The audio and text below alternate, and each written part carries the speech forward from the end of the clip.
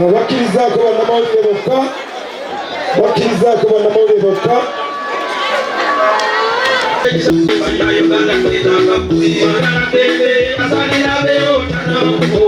Museven oye! Museven oye! Sentai oye!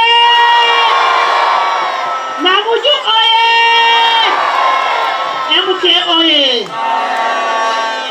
The people of Lwengo, abantu b'Lwengo, it is not my first time to be here. sigwe mulundi gwange ogusoosa okubeera wano. When I was passing on the road, bwe mbadde mpita ku luguudo, I saw my people here.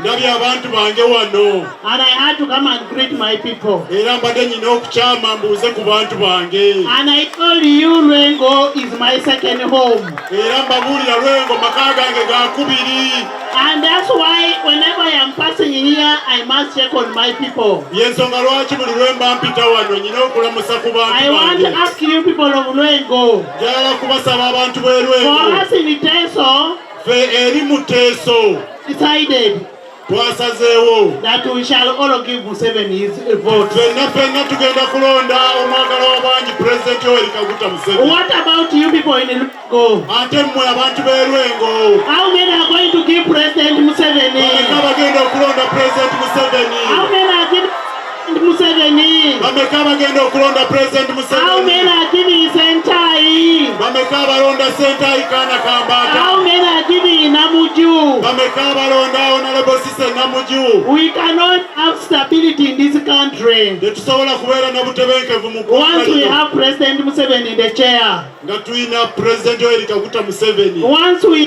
have people like Sentai and Namuju to bring things on ground here. nga tulina abantu nga Sentayi Kaana Akaana ke mulaba wano ne Honorable Cissy.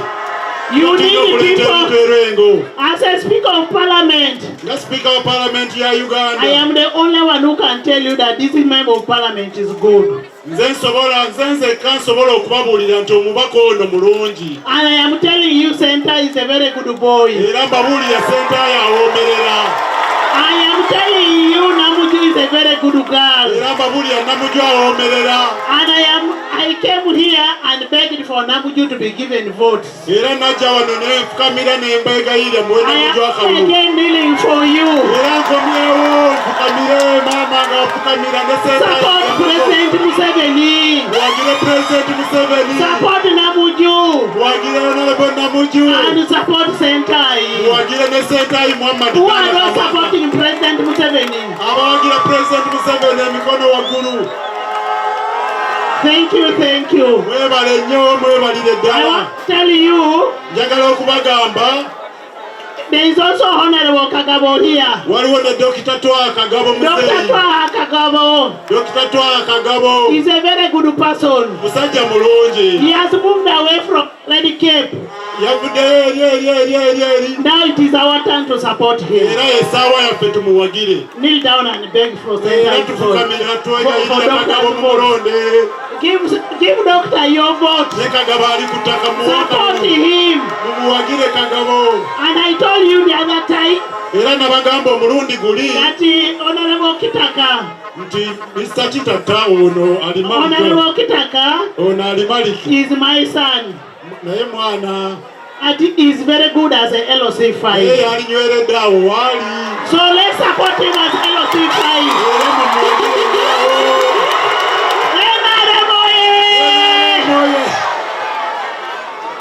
It is only these people Bano bantu bokka bokka bano when we distribute things in Parliament. bwe tutemaatema eri mu Parliament. Like now the president the other day was talking about working on the roads here. Era mwawulidde Muzeeyi ng'ayogera ku kukola enguudo. He is going to work on all these roads here. N'olw'amateete embiriizaawo And because you have a very good president. era kitegeeza mulina pulezidenti omulungi. And you have very good leaders. Mulina n'abakulembeze abalungi And bano as people of Lwengo, era abantu b'Lwengo we want to beg you twagala okubasaba that you support President Museven. muwagire nnyo Muzeeyi.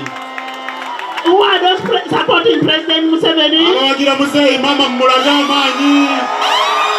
Mumulage emikono maama. And as I told you last time, era nga bwe nabagamba omulundi guli for us in Teso, ffe eri mu Teso we believe in the Trinity. tugoberera mu kitaffe We believe in the mu Trinity. basatu. We believe in God the Father, tukkiririza mu Katonda and God the Father is President Museven. Katonda kitaffe ye President Museveni. God the Father is President Museven. Katonda kitaffe ye President Museveni. God the Son is MK. Katonda omwana ye MK. And now you are the Holy Spirit. Ate mwe Holy Spirit. You should vote for them. Mulina okulonda abantu nga mama God bless you all. Katonda abeere nammwe lubeerera emirembe n'emirembe.